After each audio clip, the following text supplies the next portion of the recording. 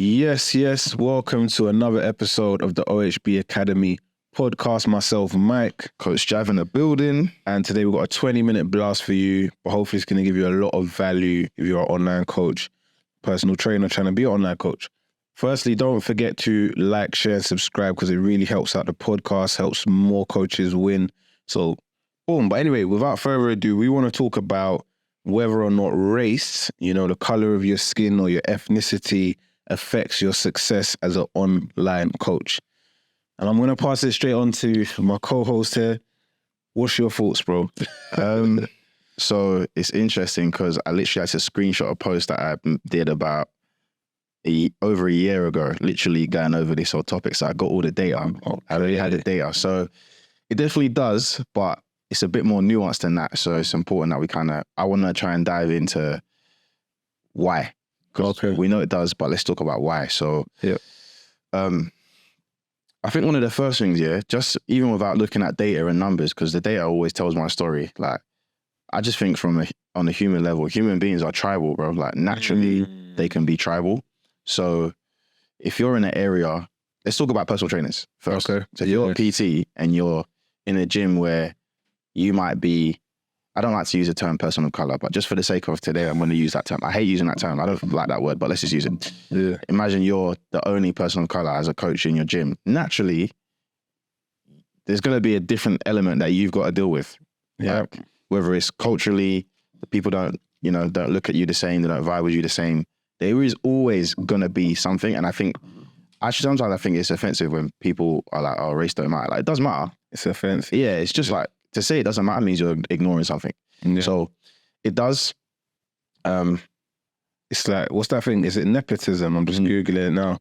Where you kind of like, certain races go with their own race, like Jewish people will keep the money inside the Jewish community. Asian people, lots of different types of Asian people do similar things. Yeah, so there's that tribalism factor that I think just occurs naturally. And I think, but also, I think you need to also say that it does depend on an area as well. Because I think if you're in somewhere like London, where it's like diverse, it's a bit more diverse, boom, like you might be okay.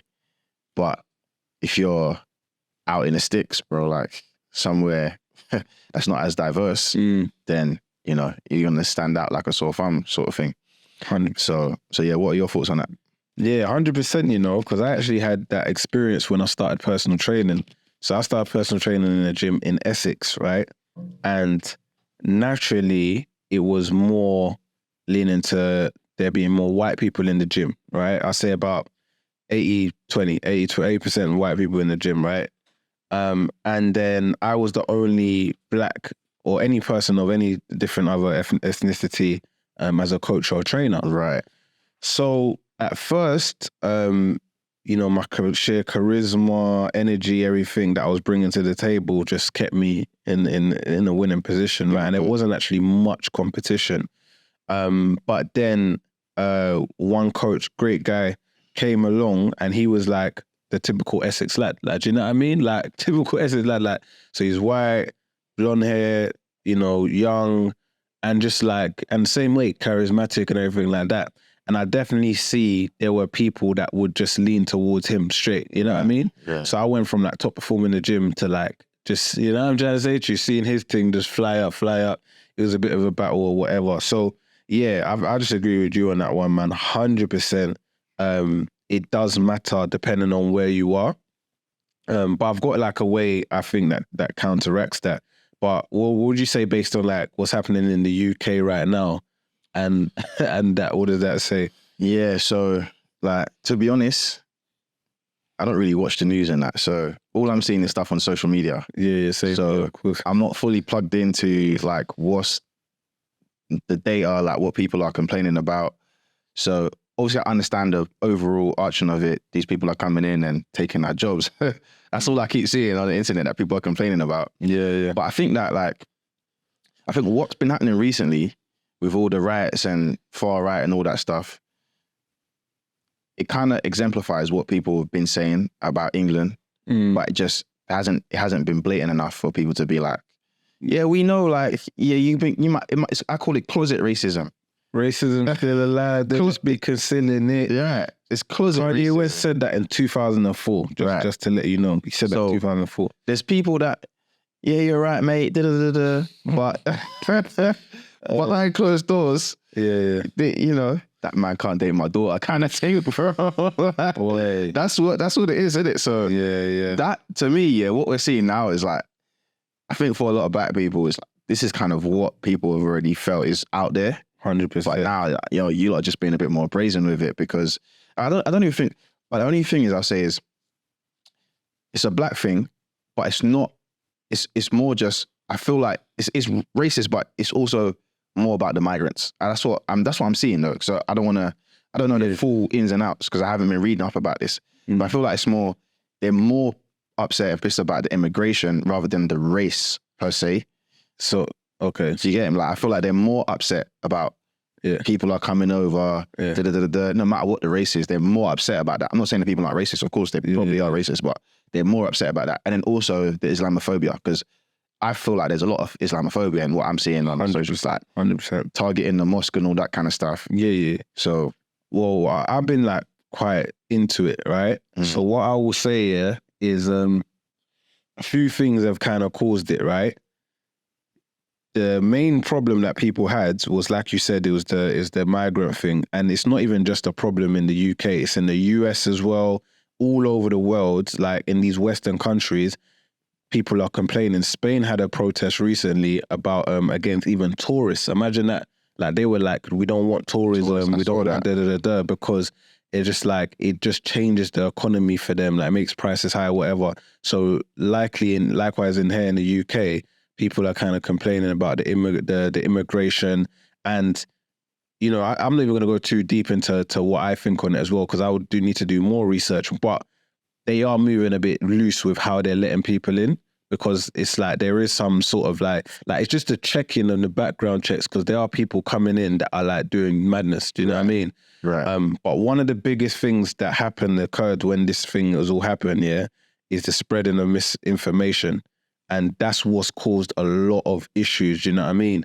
So that's something that everyone just needs to be aware of. What was scary for me is, forget all of the stuff, all the racism, all of that. What's scary for me is that how media or whoever it is, someone could be like an elitist or someone, and they can plant a seed online and they can actually like get it to spread into whatever they want it to be. Do you get it? So like, you got people like Tommy Robinson, you got people like whoever, bro, they were just like saying like something, and it's mad. So even if you hear it, like what actually happened, they said that someone released a fake name of the person who done the crime to the little girls. Right. And they said they like put it out that he was this Muslim man of XYZ. Do you know what I mean? So that's why a lot of people who are already racist, already had Islamophobia, have like, right, no, like, let's go over, you know what I mean? So that amp them up a bit. Amp them up, man. But yeah, that's a whole nother episode. There's a lot to that, those riots. There's a lot of misinformation. But the key problem for me was just that, like, there's a lot of racism in the UK, but what it did also remind us is that there's a lot of like people who aren't racist. There's a lot of good people, you know what I mean? But there's a lot of racism. And I think if one good thing will come from it, if you're a white person or anyone, or if you're a head of an organization or you're in HR or whatever, unfortunately, you can't say, oh, it's the race card. The race card doesn't exist. You know what I'm trying to say to you? Like, you know, people that will say, oh, you're playing it don't exist, because it's a very real reality that there are a lot of people that are racist, and there's people in like lower positions, like the people who are smashing things up, but there's also people in high positions that are racist as well. So it affects things, man. Yeah. And to keep it in line with fitness then, like, I'm going to read out some statistics here, and I want you to let me know. I remember this post actually that you did. This was a while ago. So I'm just going to read out the caption actually. Well, parts of the caption. So some of this was taken from another coach who basically, she wrote an article. Okay. So for YouTube influencers alone, there's no black people in the top 10 paid Forbes list. Wow. And only 2 people of color. So that means they're people of color, but non-black, And then also another list published in the Forbes, there's only 1 black person and 1 other person of color. So this is like another list they did of YouTube influencers. So that's one thing. Another one. Sorry, I got to interrupt this video, this podcast that you're watching, just for an amazing announcement. on the 7th of September. Jav, please tell them what we have. We are hosting the Fitness Business Breakthrough. It's going to be in Southwest London at CrossFit Putney, and it's going to be a 6 or 7 hour workshop day where we're literally going to break down everything you need to grow your fitness coaching business to 5 or 10K per month. But I heard we got some special guests. We got some serious guests, man, and we're going to announce the first one today. We got Damo, Super Dad Damo, who is a legend when it comes to online coaching, building a community. He's a 6-figure business owner, and he always brings that energy and that serious mindset. But we've got some other special guests that will be announced soon. And it's not going to be like any other workshop you've done before. We're going to do an hour workout before, then we're going to eat, chill out. DJ's going to be playing music. Then we'll get into the business talk. So, sorry for the interruption. I'll see you there. Press the link in the description to grab your ticket. Peace. Black people have the highest unemployment rate out of all ethnic groups in the UK at 9%, yeah? Mm-hmm. So it says, it could be harmonious with the notion that these spaces aren't particularly targeted for Black customers. Therefore, the desire for Black personal trainers isn't really there. Mm. But then let's add one more layer to that. In 2019, 63% of adults 18 plus are overweight or obese in the UK. Out of those 63%, 73% are Black adults, the highest percentage out of all ethnic groups.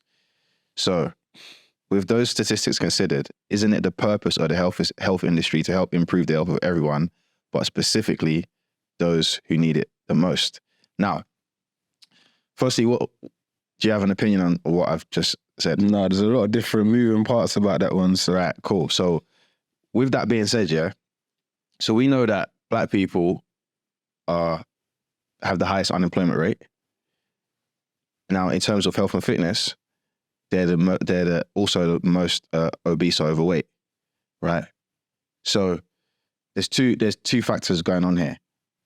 There's socio-economic factors, which means that Black people, they're more likely to be in areas of poverty, which means they have less access to being in the gym or being able to access a gym or work out at a gym, which also means that they're less likely to have personal trainers of the same ethnicity in that gym. Mm-hmm. So of course, they're going to be affected by the ability to, by the personal trainers are going to be affected by that tribalism that I spoke about. Because they're not going to have their own people in the gym to be able to make money from anyway. True. And then also Black people, due to socioeconomic factors and also, loads of different factors, they're not able to get access to gyms anyway. Maybe finances, But then that also leads to another statistic, which is not in here, but I just read recently that in Black Africans and Black Afro-Caribbeans,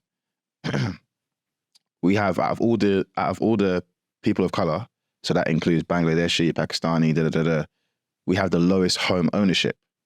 So we don't have a lot of home ownership. One of the biggest predictors of wealth is home ownership in the family.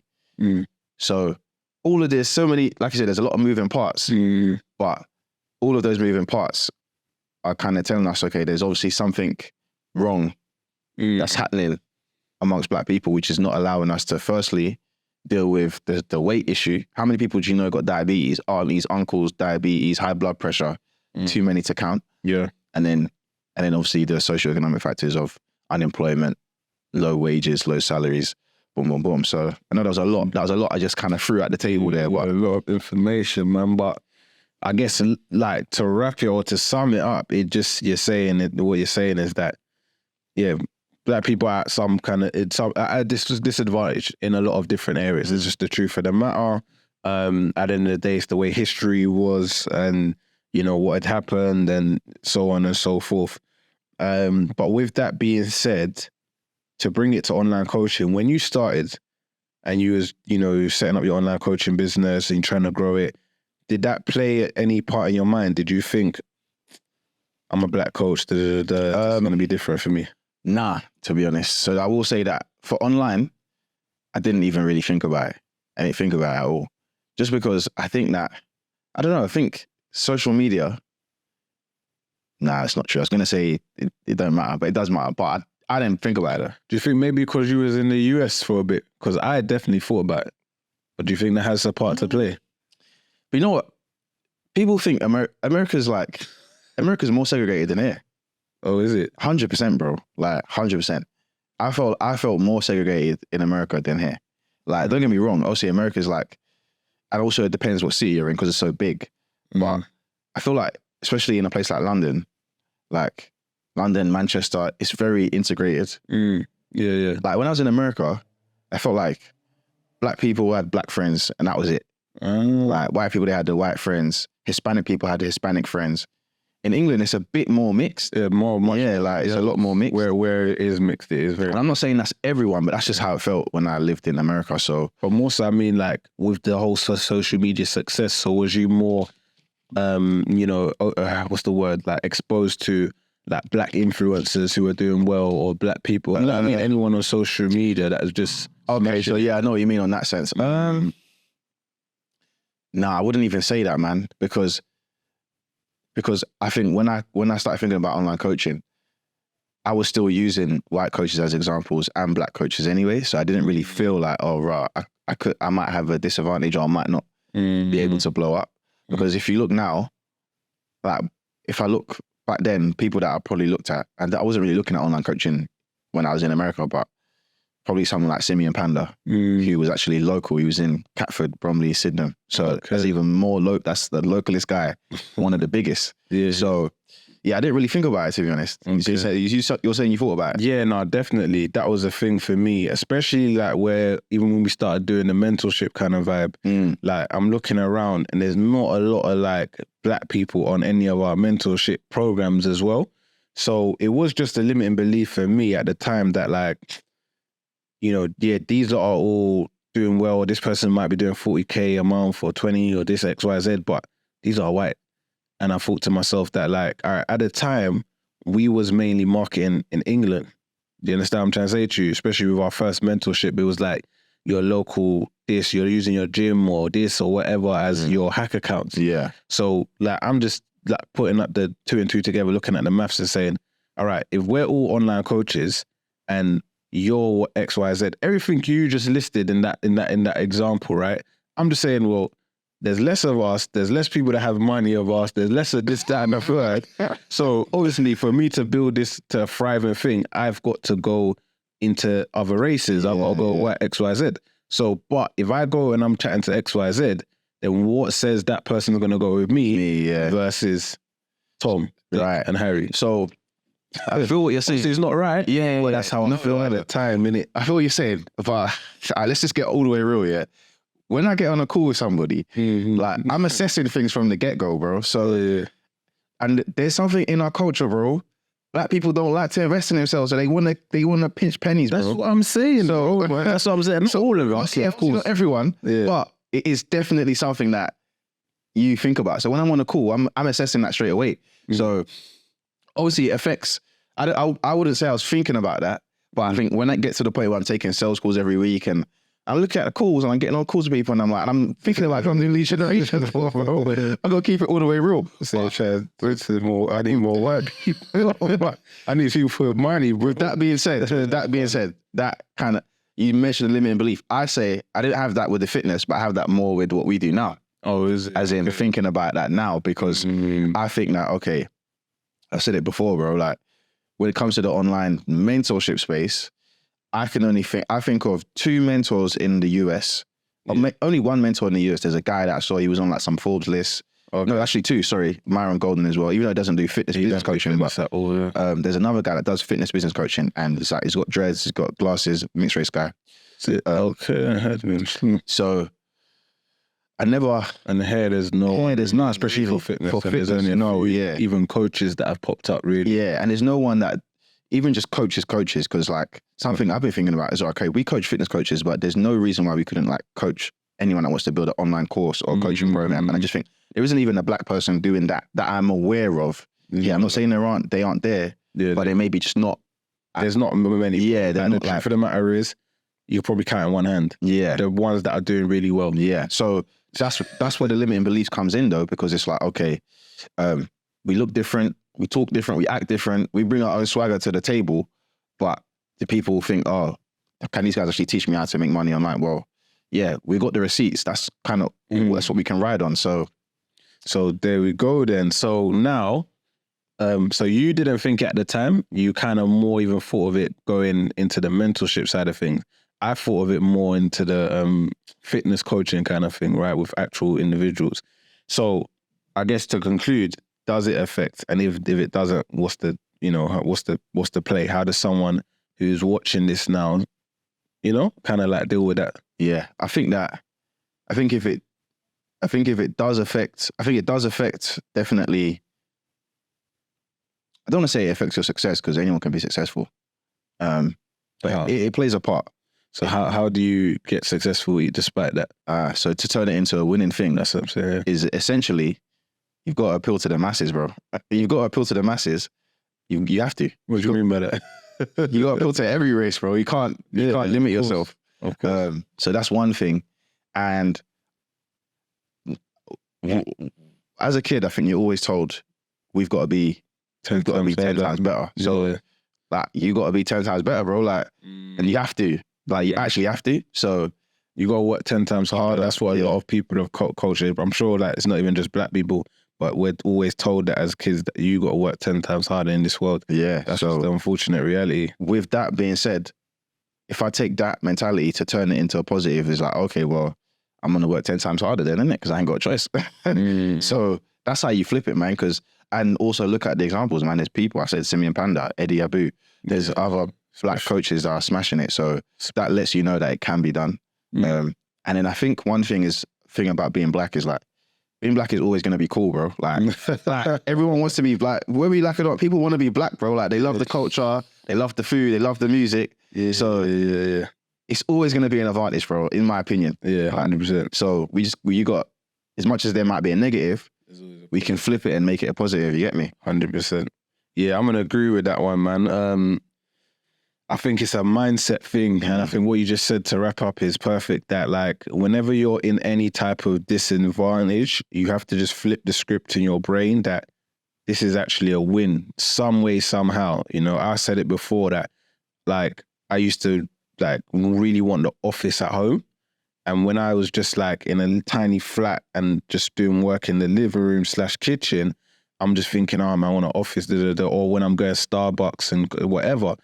Fast forward to now when I can have the office, I'm more thinking, right, like when I had that time, I was fine because I could go to these different places, I could get inspiration, I could have gone and found a co-working space, and then that would have given me more inspiration. So it's like when you're in a disadvantage, or if it feels like you're in a disadvantage, you have to really tap into the fact of like, what are my wins here? So for a person of color, black, whatever, you got to think of it as a win. Like, okay, not only can I still sell to the white people, because there's more than enough white people that don't give a fuck about race and they care more about the quality and they will go with you. But also I can tap into my race and that nepotism side of things. Do you know what I mean? So actually it's a win-win. Do you get what I'm trying to say to you? Like I can win-win. And also like what things can I use of myself? And that's one thing with that statement that I've got, like, I want to reframe that statement. So when we say that, as you know, when you tell a young person of color or any disadvantage that you got to work 10 times harder, it's you got to work 10 times smarter. Because what it does, the harder frames it like you just have to go hard and hit the hammer. But the problem is that that's not actually what makes you fly in life, innit? And how the elitists or the higher upper echelon of society are leveling up is that they work smarter. They're smarter from, you know what I mean? Whether it's finances, like you said, property, this, whatever, what businesses they go into, what industries. So yeah, any type of disadvantage, turn it into an advantage. That's how we get over it. That's how you overcome. There's so many. And just to wrap up one last thing, when you're in a place, or even if something's never done it before, you got to remember that there's an ability to do it. Yeah, nothing's impossible. It's like the 4-minute mile, like no one had done it, someone just did it, and now everybody's doing it. Everybody's doing it. Same way, like Jeff said, maybe from that article or even before, there was time when Simeon Panda was the only influencer. Now you got so many people. You got Nathaniel, what's his name, Messiah. You got Just Gene. You got all these, the PMAC who we work with. You got hundreds of influencers now, you know what I mean? That are, and more on the rise. So yeah, that's it from me. Jav, you got any last bits you want to close with? Nah, man, that's it, man. Don't forget to like, share, subscribe. keep pushing this podcast out to people, man, because we've been getting some good feedback over the last month. So we're just gonna keep putting our foot on the accelerator and applying the pressure with more episodes, and you're gonna see some good guests coming over the next couple of weeks. So like, share, subscribe. Doesn't matter what you're using: Spotify, Apple, YouTube. Peace. Boom.